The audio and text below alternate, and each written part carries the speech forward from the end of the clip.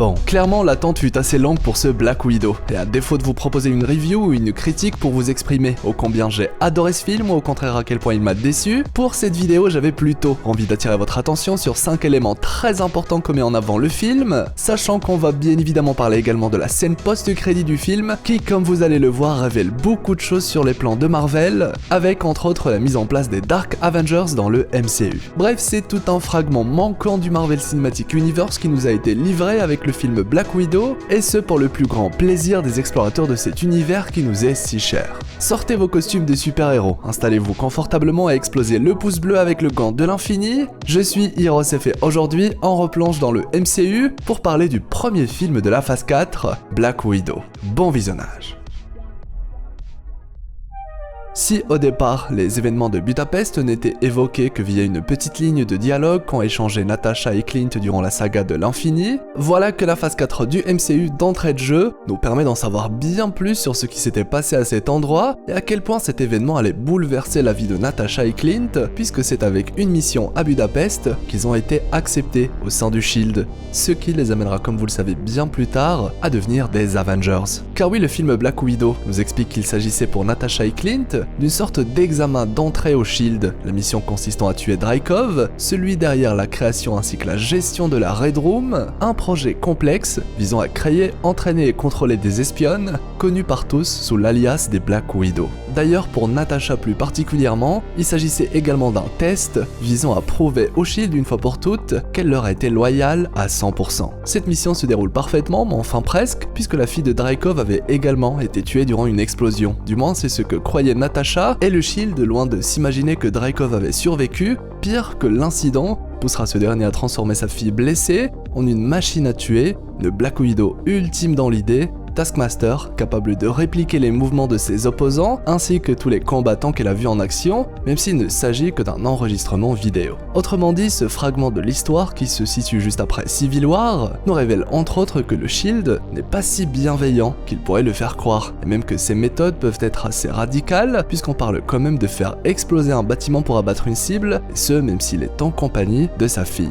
D'ailleurs en parlant de Taskmaster, il est très intéressant de souligner qu'il a réussi à tenir assez facilement tête au Red Guardian, indiquant indirectement qu'il est peut-être une sorte de super soldat. Bien évidemment le film ne précise pas ni ne donne de détails sur la création du Taskmaster ou de l'origine de sa force physique accrue. Dans les comics cette fois, on sait par exemple que le personnage est une sorte de super soldat, vu qu'il décide lui-même de s'injecter un sérum expérimental pour décupler diverses capacités. Dans le MCU cette fois, on comprend que c'est surtout Dreykov qui a supervisé la transformation de cette version de Taskmaster, et comme Dreykov était particulièrement lié à Alexei, le Red Guardian, il n'est pas farfelu de penser qu'il a trouvé également le moyen de faire de sa fille un super soldat, justement via Alexei lui-même, le premier et unique super soldat soviétique. Bref, le parfait et seul cobaye auquel il a accès pour mener des recherches et simuler les mêmes résultats mais cette fois sur sa fille, expliquant ainsi comment le Taskmaster pouvait tenir tête au Red Guardian. Mieux,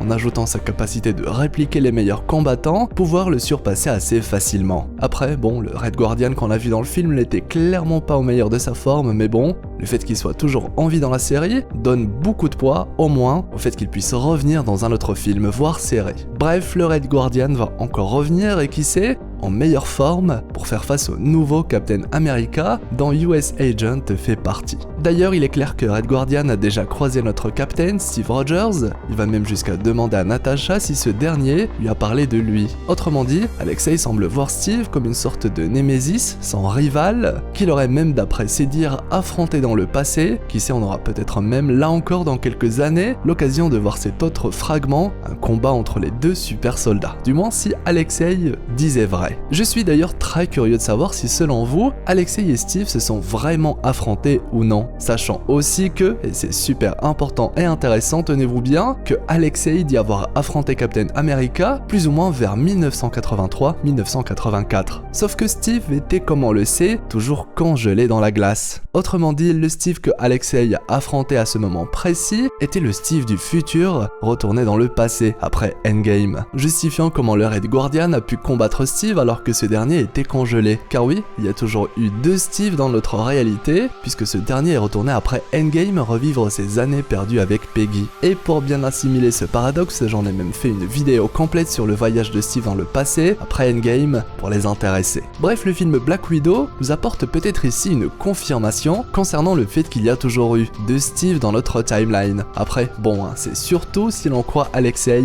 ou non. Personnellement, je ne pense pas du tout qu'il puisse mentir, surtout qu'il a demandé à Natasha si Steve lui a parlé de lui, une demande assez bizarre, si en réalité il ment depuis le début. À vos commentaires, comme précisé, votre avis m'intéresse. Ce qui nous amène du coup à parler de la scène post-crédit du film, qui nous apporte de nouvelles révélations, en commençant par le fait que Yelena Belova a été approchée et recrutée par Valentina Allegra de la Fontaine, qui, si elle ne vous dit rien, ou que vous ne reconnaissez pas, vous a été en réalité présentée dans la série Falcon et le soldat de l'hiver, où elle recrute également un autre personnage pour en faire US Agent. Donnant à ce personnage qui est Valentina le rôle de la nouvelle Nick Fury du MCU, qui semble-t-il souhaite à son tour former une équipe en commençant comme on l'a vu avec un nouveau Captain America ainsi qu'une nouvelle Black Widow visiblement. Sachant que comme Nick Fury à l'époque, elle apparaît en scène post-crédit, bref, Marvel souhaite faire de Valentina une Nick Fury du pauvre, en plus d'être de l'autre côté du tableau. Car oui, si Fury avait de son côté œuvré pour mettre en place une équipe capable de sauver le monde si besoin, des héros,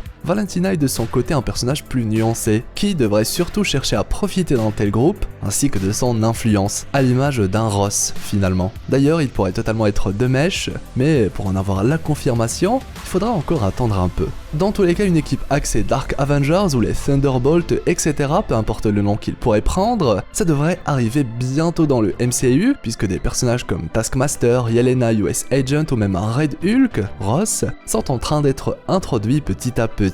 De quoi créer un parallèle avec la première phase du MCU, sauf que cette fois, la nouvelle équipe Avengers créée sera motivée par d'autres objectifs et devrait plutôt être très loin de l'archétype héroïque qu'on a connu. De quoi pousser de vrais héros à se regrouper pour leur faire face, bref, de belles choses semblent être en préparation. La série Hawkeye par exemple devrait d'ailleurs très vite nous parler de la suite, puisqu'il s'agit d'une sorte de suite directe à Black Widow, une série où Yelena cherchera à tuer Clint sous les ordres de Valentina, d'après ce que nous explique clairement la scène post-crédit de Black Widow. Et on sait que les choses devraient normalement se passer différemment, puisque Clint est en réalité le meilleur ami de Natasha, non pas celui qui l'a tué. Mais ça, Yelena devra l'apprendre d'elle-même, ignorant presque tout de la vie d'Avenger de sa sœur. Ce sera également l'occasion pour nous de savoir pourquoi Valentina en veut à Clint, même si on peut se douter que ses actions contre de nombreux gangs dans Endgame auraient pu être à la base de cette animosité, puisque Valentina trempe dans tout ce qui est illégal, mais pas que, du moins on suppose en se basant sur les comics. Clint, Hawkeye pourrait alors ainsi être un élément dérangeant pour elle, une cible à abattre. Quoi de mieux alors que d'envoyer une Black Widow lui régler son compte, le tout saupoudré d'un mensonge visant à faire croire que Clint est l'assassin de Natasha. Une scène post-crédit ma foi assez intéressante et qui ouvre la porte sur plusieurs possibilités qui le sont également. Et ça, eh bien c'est beau.